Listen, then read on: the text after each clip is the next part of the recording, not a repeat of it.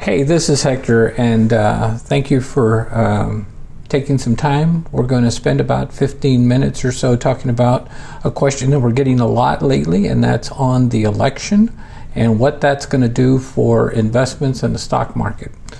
So we thought that we would do just a quick presentation here just so that we might be able to answer some of the questions people are having. I want to remind you that Swan DSW is an independent registered investment advisor. We don't give legal advice. We don't give tax advice. We're not endorsed by the Social Security system. Any tax questions, any legal questions, please take it up with the proper authorities. With the disclosures out of the way then, let me get started with this short presentation. Thank you for joining us for Ballot Boom or Bust. How stocks have reacted in election years, and this is going to be a pretty straightforward look, but not too heavy, at how stocks have performed in election years. We've heard a whole lot about the election this year. Safe to say more than most of us would like to, and I say most of us because I know there's some political junkies out there. On top of the uncertainty about the election, there's even been noise about what the market ramifications of electing candidate A or candidate B might be. It sure would be nice if the only thing we knew about them was candidate A and candidate B, wouldn't it? Arbor published an article called Returns Fall and Volatility Rises Near a U.S. Presidential Election. And what I took away from that is, regardless of who the particular candidates are, election years have generally been more volatile, especially in recent decades. And 2020 has been unique in many ways. Surprise. We can't blame the election for all of this volatility, of course, and it's because it's been such a year. Which candidate is better for the election? It would be nice if there was a clear-cut answer to this question.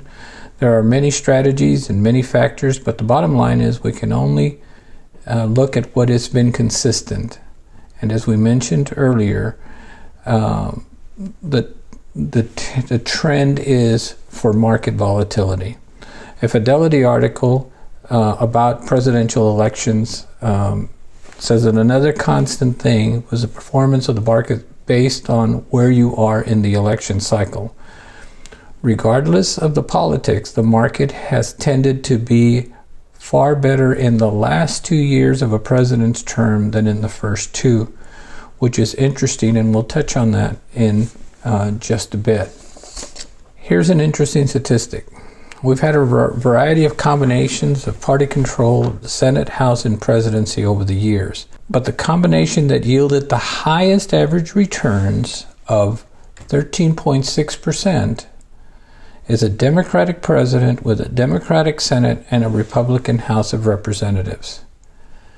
Fittingly for 2020, we came into this election cycle with the exact opposite. Sounds right, doesn't it? Our current combination is has averaged 10.8, which isn't really a bad thing. The one thing that's been somewhat consistent is that the markets have generally tended to do better in the second 2 years of a presidential candidate than the first 2 years. There are plenty of theories as to why that has happened. One might be that investors are uncertain about what the president is going to do for the first 2 years and are waiting to see what direction he's actually going to take. Or maybe the stimulus. He may offer more stimulus in years 3 and 4 as he gets closer to re-election time. Of course, stimulus in today's environment has really got like a different definition than what it used to have before 2020. Or it could be the impact of the midterm elections.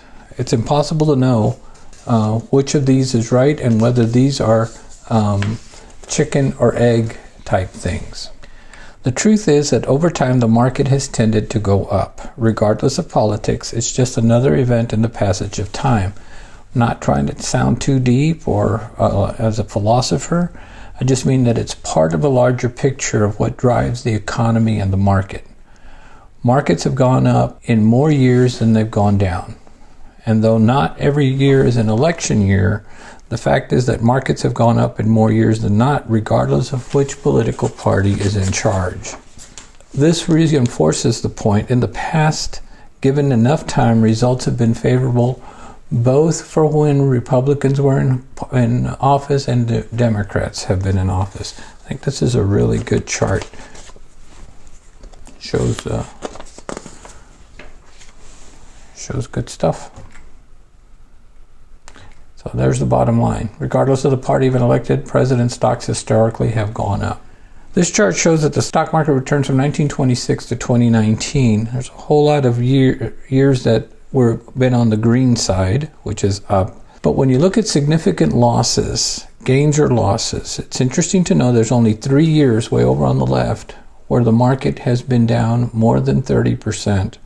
But over on the right, over 20 times, the market has been up on any given year more than 30%. So there's an additional fact I want to share before we move on. You could make the argument that it's not elections that influence the stock market, it's actually the other way around. When the market has been up in 3 months before the election, the incumbent party has won 19 of 22 times. That's one of the most striking correlations between the stock market and the presidential elections, and that takes place before the election. If the market has been up 3 months prior to the election, that's 19 out of 22 times the incumbent party has won, and here are the 3 exceptions. There's still some potential for last-minute surprises in 2020, and those could potentially lead to more volatility. And of course, the biggest one is a challenged election. There's a good chance that an election will not be called. The election will not be called on Tuesday night. And if it's contested and drags on, we might be in for even more volatility. Some analysts have looked back at the Gore-Bush election of 2000 to try to get some kind of comparison or idea of what might happen. In that election, as you recall, the decisions went all the way to the Supreme Court, and that led to some pretty intense market volatility. But afterwards, the market corrected quite nicely, and we had a nice run. But that could happen, so that might have additional volatility. So we've talked about here how volatility is common in election years, and that the general market has responded favorably to both Republican and Democratic winners over time. But even knowing all of that, that may not be enough to extinguish your anxiety. And that's okay. So let's avoid making emotional decisions. How do we do that? Take a walk. Put the phone down, turn off the news, stop reading all that stuff that fires you up. If you do all that, that'll minimize your chances of being in a position to make an emotional decision about how you're feeling on a particular day or a particular week. Second thing you can do is to quantify your emotions is to revisit your risk tolerance. As a reminder, your risk tolerance is your comfort level with risk as part of a strategy for retirement income. At Swan DFW, we use what we call the color of money risk analysis to help you understand your risk tolerance. It's a quick 11-question assessment of how you feel about risk, and the result is a color of money score that helps to make sure that your portfolio is aligned with your views on risk. That is attached below. You can just click on that and take that and then send it back to us, and we'll be happy to review it and then even review your portfolio to make sure that how you feel and what you're doing line up. What else can you do? Well, this is also a great time to review your timeline. Are you planning to retire in 15 years or 15 months? Knowing that there's volatility coming in the market, you can develop a strategy to help ensure that volatility doesn't derail your retirement plans or send you back into the workforce for longer than you had intended. What's the last thing that we suggest you do? There's a lot of components to a financial strategy or a financial plan. There are two main phases in these plans. There's the accumulation phase. That's when you're working and you're putting money away, most of us in 401ks and IRAs. And then there's the distribution phase. That's when you start taking some of that money out.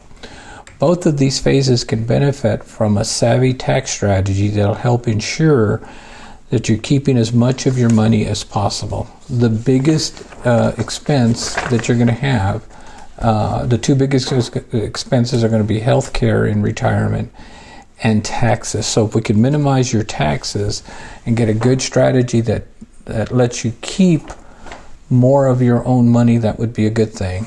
I had an accountant that used to tell me, a good friend of mine, it's not what you make, it's what you keep that's important. And there are now some products that might help us move some of that volatility away from you. There are fixed index annuities. Those are really good because you can't lose money in those. You can get, if your portfolio, if your investments go up, you can make money, but you can't lose money, and they peg every year or every 2 years, depending on what you want. So that's a great investment. There's a downside, liquidity. You're going to lock these things up for a little while, but it's a good thing to look at if volatility scares you. A new thing out here is buffered investments. There's some new products out in the market where you participate in the upside by 50%. So the market goes up 10, you get 5%. But they buffer you to the downside 15%. So the market loses 16%, you're only down 1. It's always a good thing. And then life insurance is another way that we can help counteract market volatility. One of the easiest ways, when a lot of our folks do it, is when they are in their distribution phase called required minimum distributions. Often we take a portion of the money they're taking out to buy life insurance to replenish and sometimes enhance beneficiaries, their kids or their grandkids, how much money they'll be able to leave. So it's a way to leverage, and of course life insurance doesn't have any ties to the market, so that can be a good thing. I hope that was helpful. Again, my name's Hector. I'm a certified financial planner. Here's my contact information. That's my direct line. That's also my email address, and you can find us at swandfw.net or idon'twanttobepoor.com. And SWAN stands for Sleep Well at Night. And even in these times when COVID is spiking and the market is volatile today, this is Monday the 26th, the market just took a 2% drop. Long term, we're going to be okay. So I would encourage you to, there's a link below where you can get an appointment with me. We can talk for a few minutes and just kind of review some of the questions you may have, maybe talk about the risk tolerance that you're able to take, and make sure that you'll be able, as you get closer to retirement, to sleep well at night. There's some easy ways and easy things that we can do to do that. Thank you so much for your time. We'll pray that you continue to be safe and healthy, and we look forward to talking to you. Thank you. Goodbye.